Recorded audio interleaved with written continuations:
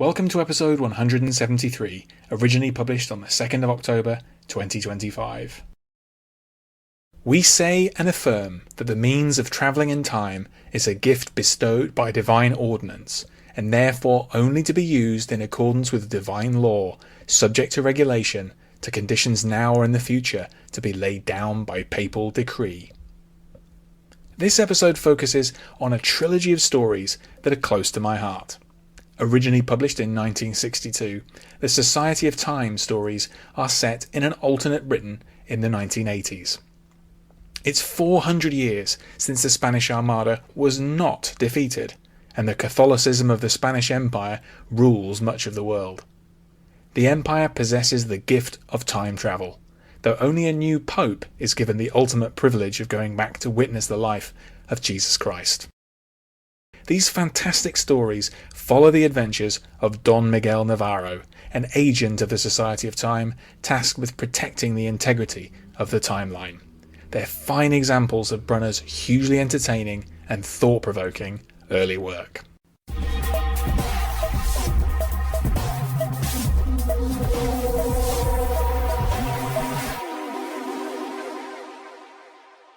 Before he made history as the first British winner of the Hugo Award for Best Novel, with the massive, challenging Stand on Zanzibar published in 1968, John Brunner was a prolific writer of shorter tales. Some of his strongest work can be found in his contributions to British SF magazines, some of which were repackaged for book publication in the United States. So it is with the wonderful Society of Time trilogy, 3 short novellas set in a world in which the Spanish Armada was victorious over the English fleet in 1588. First collected under the title Times Without Number, these stories are not just examples of alternate history. They're also time travel tales with a unique flavour, in which time machines are the closely guarded secret of the Catholic Church, and a Society of Time uses them to explore and document historical events firsthand. The trilogy follows Don Miguel Navarro, a young and earnest licentiate of the Society, who gains chilling insight into the mechanics of travel in time, and is charged with protecting the very existence of his timeline and everything in it. Deft, thrilling and economical, the Society of Time stories are an important and under-recognised part of John Brunner's career. Returned to print in 2020, the trilogy is a thoroughly recommended read, a set of exciting SF adventures which in their imaginings about what time travel would mean, become surprisingly moving.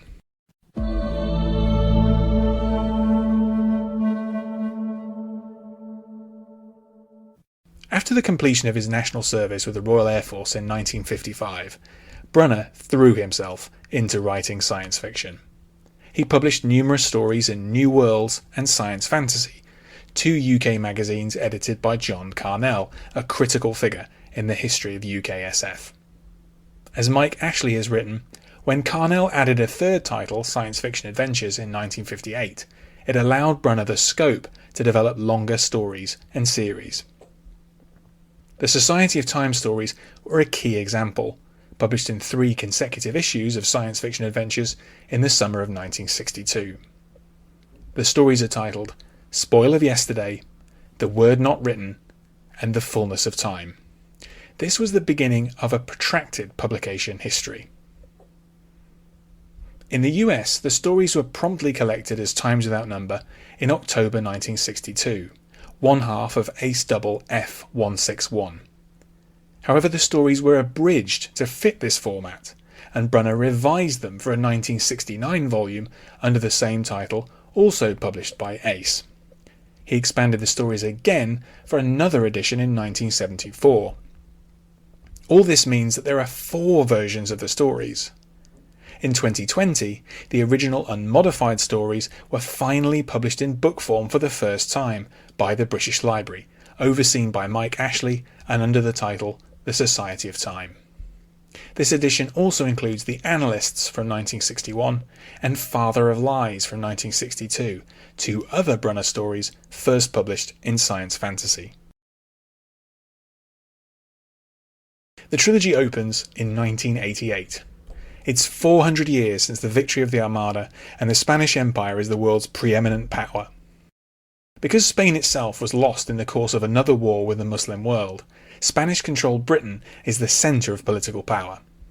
Due to the influence of the Catholic Church and the relative peace of recent centuries, technological development has long since stagnated. The one exception is time travel, made possible by apparatus more alchemical than scientific, developed in the late 19th century by the Italian inventor Borromeo. The Empire entrusts time travel, which it regards as a precious gift from God, to the elite Society of Time. The first story, Spoil of Yesterday, introduces Don Miguel Navarro as he attends a tiresome high society party in Yorque, which in our world is known as York. His boredom is alleviated when he discovers that his host, foolish wealthy widow Catalina de Yorque, possesses a magnificent Aztec mask which has been illegally imported from the past and threatens to change history. In The Word Not Written, Don Miguel is in Londres, or London, for a lavish New Year celebration.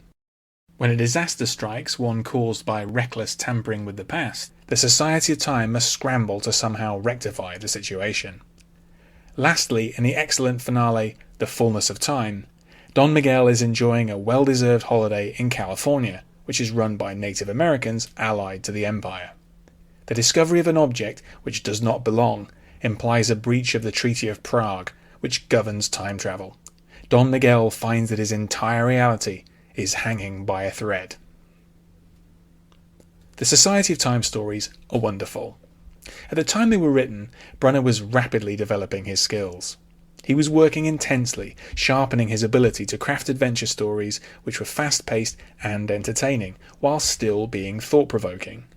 Certain aspects of their construction stand out clearly, especially their tight and regular structure. Each story consists of 7 chapters, further divided into short episodes of around 1 or 2 pages each.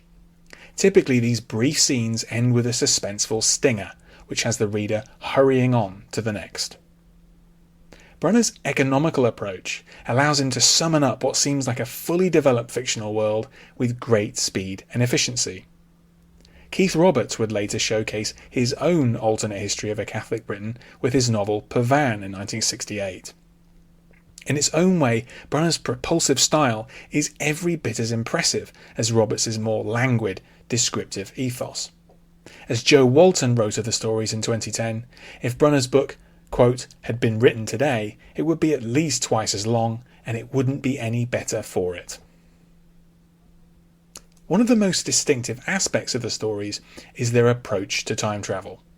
The time apparatus invented by Borromeo consists only of a set of bars made of iron and silver, which are arranged in a precise way.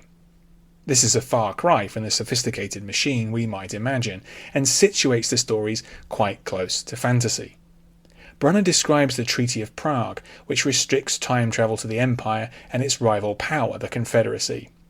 Don Miguel sees this treaty as the most fragile bulwark ever interposed between man and the forces of primal chaos. The key thread which persists throughout the stories is Don Miguel's growing and increasingly disturbing knowledge of the mechanics of time. Through discussions with the kindly recurring character Father Ramon, it dawns on Don Miguel that his timeline is incredibly vulnerable. If the Treaty of Prague is defied, he envisions whole areas of unrealized history being swept into some unimaginable vacuum, into the formlessness of absolute not being. This is a chilling interpretation of time travel. Time is no plaything, but a weapon of mass destruction on an incomprehensible scale. The imperfect efforts to regulate time travel make a contrast with some other time travel tales, especially Robert Silverberg's lurid novel Up the Line from 1969, in which Jesus' crucifixion at Golgotha is crowded by thousands of people, most of them gawking time tourists. The final story of the trilogy, The Fullness of Time, is easily the best. SF critic Rich Horton described it as the piece which takes the series from pretty good to really good. It represents the culmination of Don Miguel's story and of his unsettling learnings about the mechanics of time travel. It has an extremely powerful and moving ending, which Horton called purely brilliant. Seemingly inevitable, and yet somehow surprising, the conclusion of The Fullness of Time brings the trilogy to a perfect end. Brunner's reputation is dominated by his tract novels, and especially Stand on Zanzibar. This is understandable, and that extraordinary book is well known among fans of classic SF for good reasons. But Brunner's earlier work should not be neglected, and sadly almost all of it is long out of print, and was so even at the time of the writer's untimely death in 1995. The Society of Time series is a set of beautifully deft and economical adventures, with an inviting warmth and likeable characters. It's a fine showcase for Brunner's abilities which deserves a wider readership. In their speculations about time, they may even make us think about how contingent, fragile and precious our existence is.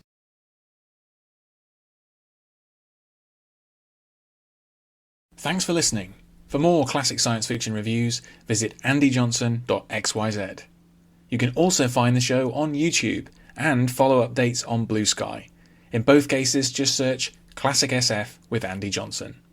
Finally, to get in touch, use the contact form on my site or hit the link in the episode description to send a text message.